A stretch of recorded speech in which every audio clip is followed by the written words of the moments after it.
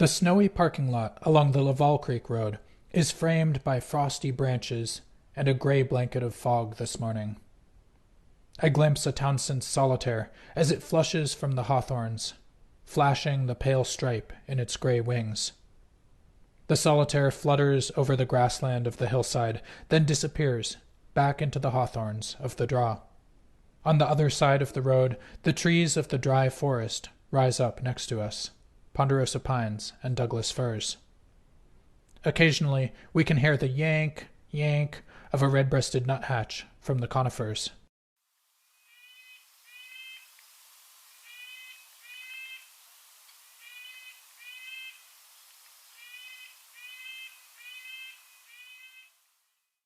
Farther from the road, aspen groves mix with the conifers along the creek. A lone raven perches in a ponderosa pine beyond them. Hi, I'm Shane Sater, author of the What's Going On Out There blog. This reading is from December 17th, 2022.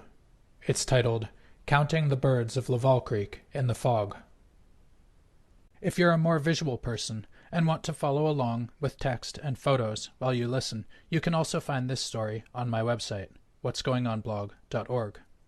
So now, let's continue with the story.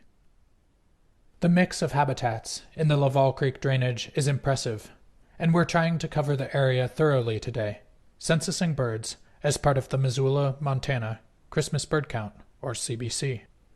I'm with Steve Flood, who has led the LaValle Creek segment of this CBC for 4 years now.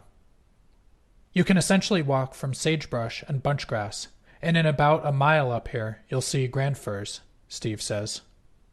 Grand firs, Abies grandis, are moisture-loving conifers. You won't find them around Helena, where the low-elevation forest is too dry for much except ponderosa pine and Douglas fir. So in the LaValle Creek area, to be able to go from sagebrush to grand fir in such a short distance means that we've got a lot of habitat diversity. And hopefully that will translate to a lot of birds today. Part 1. Moving up LaValle Creek. Steve and I are covering the upper portion of the LaValle Creek area. A team of 3 more birders, Andy Boyce, Adam Mitchell, and William Blake, are covering the lower half of LaValle Creek, where the habitat consists of open pastures and mature cottonwood forest along the stream. Originally, a single group tried to cover both areas, but splitting it in half gives us time to be more thorough. Now each group can do it much more leisurely, not feel like they're having to hurry, Steve says. In spite of the nice-looking habitats we're walking past, mature ponderosas and Douglas firs, dense hawthorn thickets, smooth-barked aspen groves, the morning is off to a quiet start. Even the chickadees are muted in the fog, only making their sip contact calls.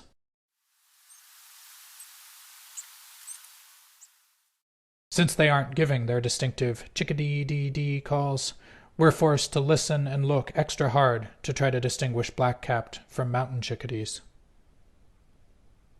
The birds are quiet enough that we have time to ponder mammals as we ascend farther into the forest. We spot the tracks of weasels, snowshoe hares, a red squirrel, and a miniature bounding trail that is probably a deer mouse. The trail of a red fox merges with our own path for a time, and we know that there are other creatures around, too. Every year we do this, there's usually a pretty good herd of elk running around this basin somewhere, Steve says. Part 2. A woodpecker near the ridge. Above us to the northwest is the ridge that marks the edge of the LaValle Creek watershed. This area is all privately owned, and the landowners have graciously given us access to count birds here for the CBC. We start following a sloping trail up the mountain through Douglas fir forest with an understory of mallow ninebark, Physocarpus malvaceus. The tracks in the snow tell us that a weasel and a snowshoe hare have passed this way recently. A red squirrel starts scolding us from high in the canopy, and then we start to hear a different sound from ahead of us. It's a resounding, sporadic tapping, far too loud to be a nuthatch. A woodpecker is foraging. and from the sounds of it, it's a large one.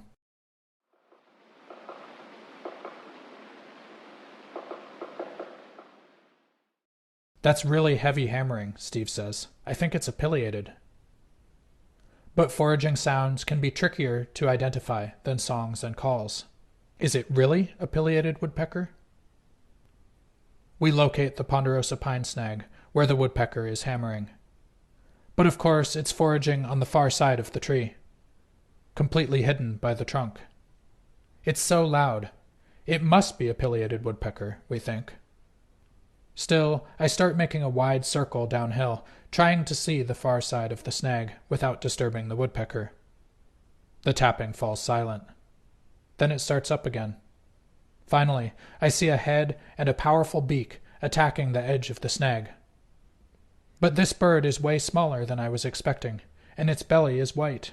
It's not a pileated. Part 3. Smaller than expected. You aren't going to believe this, I tell Steve as I rejoin him farther up the slope and show him my photos. It's a hairy woodpecker. Steve's expression shows just as much surprise as I felt when I saw the bird. We had both been almost sure it was a pileated.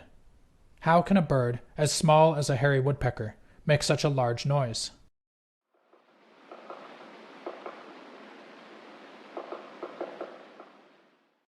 That's a particularly resonant piece of wood, Steve says. We can see sun and blue sky by the time we reach the ridgeline. The valley is still filled with fog, but we've climbed above the clouds. The forest around us is open, with large Douglas firs and ponderosas. It's the sort of forest that might, possibly, support flammulated owls in the summer. One of these years, Steve hopes to return and check during the warm season for these rare, sensitive, moth-eating owls.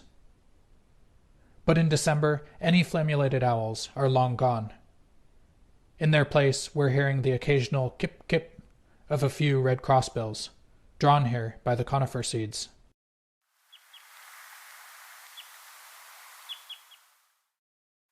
I had about 100 crossbills up here last year, Steve tells me. Part 4. Looking for owls, finding nuthatches. We're following a fence line along the crest of the ridge now. Along the fence is a row of young, bushy Douglas firs. Steve is peering into the firs with the razor-sharp intensity of a birder searching for northern saw-whet owls. Seeing him inspires me to do the same. But in spite of our best efforts, we don't see any of these tiny, rodent-eating owls today. If we did, though, this is where we'd expect them. Whenever I find them, it's a dense, limby patch next to an opening, Steve says. Past the Douglas fir thicket, we notice a few recent elk tracks along the ridge. We can see the LaValle Creek Valley unfolding below us. Steep, knapweed-covered hillsides blend into dense hawthorn thickets along the draws. Soon, we'll be heading back down there.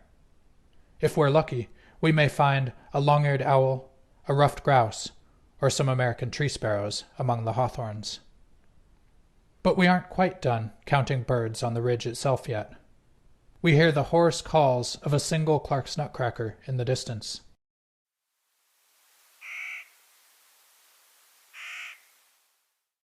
Like the red crossbills, it's probably finding conifer seeds. Then a series of piping calls erupt from a massive ponderosa pine near us.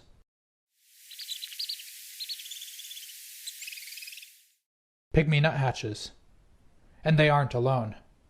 A female downy woodpecker is tapping on a branch among the bright yellow wolf lichens, Latheria vulpina. She flies to the main trunk and continues feeding. Several white-breasted nuthatches are active here, too, almost twice the size of their pygmy nuthatch cousins. And not to be left out, 3 red-breasted nuthatches are flitting from branches to the main trunk and back again.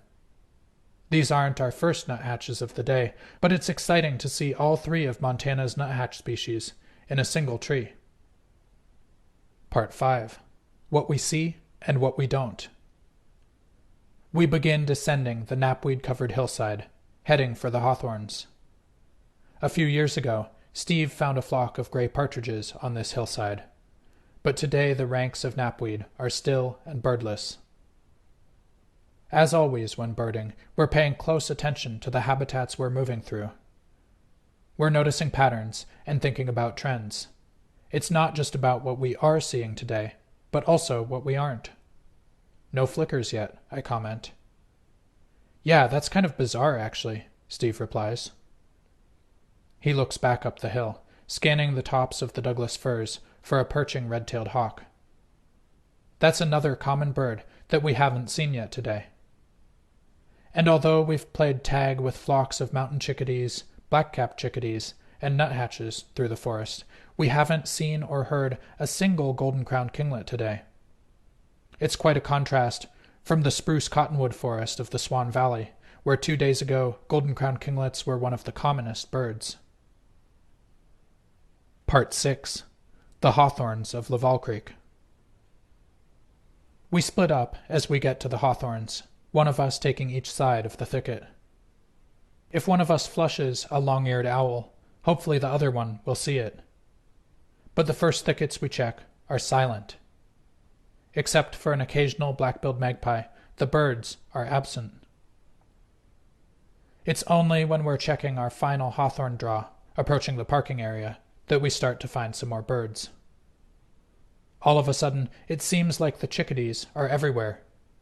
There are 15 or 20 of them, all blackcaps, darting out of the shrubs and landing in the spotted knapweed, Centaria stobi. It's a familiar pattern of activity, something I found earlier this winter. It appears that the chickadees are hunting Europhora gallflies again. Check out last month's post, Ducks, Raptors, and More at Lee Metcalf National Wildlife Refuge, for details. I stop to watch the chickadees more closely. They're actually picking individual knapweed seed heads, breaking each one off at the stem. Then they return to the hawthorns to hammer at their catch, presumably extracting some juicy gallflies. The chickadees aren't alone here. We spot a few dark-eyed juncos twittering nearby. Steve sees them making forays into the knapweed, too. Are the juncos also eating gallfly larvae? A subtle, brown movement among the hawthorns alerts me to the presence of a ruffed grouse. I get a good look at its sweeping crest before the grouse fades back into the thicket, a brown shadow among the tangled branches.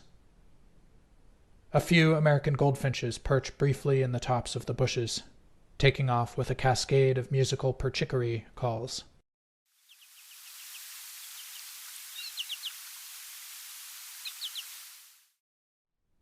Part 7. Snow buntings and other surprises. As we meander back towards the parking area, a few American tree sparrows call out their presence. We tally a few more chickadees and nuthatches, but nothing more unusual turns up. As we drive down the road, we stop to compare notes with Andy, Adam, and William. What have they found among the cottonwoods and farm fields below us? The lower LaValle Creek team has had a good day. Like us, they weren't able to find any long-eared owls or northern saw-whet owls. But they found a prairie falcon perched along the hillside, a flock of snow buntings and horned larks among the cows of a feedlot, and several great horned owls close to the creek. By the time we're done birding for the day, it's mid-afternoon. We haven't managed to count every single bird in the LaValle Creek area, but between our two teams, we've done our best. The Missoula CBC isn't over yet, though. From LaValle Creek to Kelly Island to Macaulay Butte and beyond, teams of birders have been in the field today, combing Missoula for winter birds. What remains now is to tally up those results. Part 8. Comparing notes. Some groups just send their lists to Larry Weeks, the count compiler. Others of us show up at his house in the evening for the CBC potluck. To me, this is one of the best parts of the day. It's a chance to hear about the surprises everyone has found, consider how this year stacks up against others, and enjoy the company of other bird lovers. At the potluck, I see Don Jones, an excellent birder and wildlife photographer from Troy, Montana, who I last saw 7 or 8 years ago on the Troy Christmas Bird Count. He's taking part in 5 CBCs across western Montana this week. Today, his group birded the area around Macaulay Butte. One of their most surprising sightings was a blocky-headed raptor that appeared to be a Cooper's hawk, an uncommon sighting during the winter. A much smaller, sharp-shinned hawk was dive-bombing it. As the evening progresses, more surprises trickle in. Jim Brown reports finding a short-eared owl. One group found a marsh wren at Council Grove. Common redpolls, those Arctic finches that can be abundant in some winters, were sparse today, but the group that checked Kelly Island found 12 of them there. Winter finches appear to be down this year. No one tonight reports seeing Cassin's finches, pine siskins, or pine grosbeaks. And between all of our groups, we've found just a few dozen red crossbills. Part 9. Conifer cones and other conundrums. Why? Don Jones reports that northern Canada is heavily loaded with cones right now, and the Finch Research Network confirms that the bumper cone crop is widespread in that area. The Canadian spruces look brown under the weight of their seeds. Don says that the trees there are loaded with white-winged crossbills. So is the scarcity of finches here related to better food supplies to the north? It seems very possible. Larry Weeks is still waiting on a few more bird lists before he'll be able to finalize the CBC results. But soon we should know how this year's Christmas bird count compares to almost 50 years of these counts in Missoula. How are our birds doing? Are there less of them around than there were 10 years ago? It turns out that questions like these are difficult to answer well. Bird populations don't just trend smoothly up or down. They typically fluctuate from year to year, sometimes wildly. Is it the cold and snowy winter we're experiencing? Is it the availability of conifer cones or other food sources? How much has the day's weather changed our counts? How many birds have we missed because we haven't looked in the right places or listened closely enough? Part 10. Decades of Christmas bird counts. In short, counting birds is complicated. But since 1976, teams of experienced birders have been going out once a winter to conduct the Missoula CBC. It's one of our best sources of data on our winter bird populations. And it's especially important for the northern birds like American tree sparrows and common redpolls, which spend the summers in remote, hard-to-access areas. So how are our birds doing? Christmas bird counts like this one, conducted year after year for decades, will help us answer this question. And in the meanwhile, we've gotten to spend a day with all 3 of our winter nuthatches. We've climbed above the foggy LaValle Creek Valley and watched a hairy woodpecker sound impossibly large. We've gotten to see chickadees harvesting knapweed seed heads and wondered whether dark-eyed juncos are doing the same. And we've gotten to be part of something much larger, a continent-wide search involving thousands and thousands of volunteers to check up on the health of our midwinter birds. Whatever the answer, it's fun to be part of this. Thanks for listening. That's all for now. Again, you can find all of this material in written form, along with lots of photos, on my website, whatsgoingonblog.org. That's also where you can sign up for email updates when new stories are published. And if you'd like to join those generous folks who make my work possible, that's also where you can find my Patreon page and make a monthly donation. I believe in making these stories available to everyone, so a donation is never expected. But if you're in a place where you can give me that support, it's a huge help. Until next time, get outside, take a look at the winter birds around you, and mark your calendars for next year. Find a Christmas bird count near you. Everyone is welcome, and it's a great opportunity to get outside, have fun, and get to know our winter birds.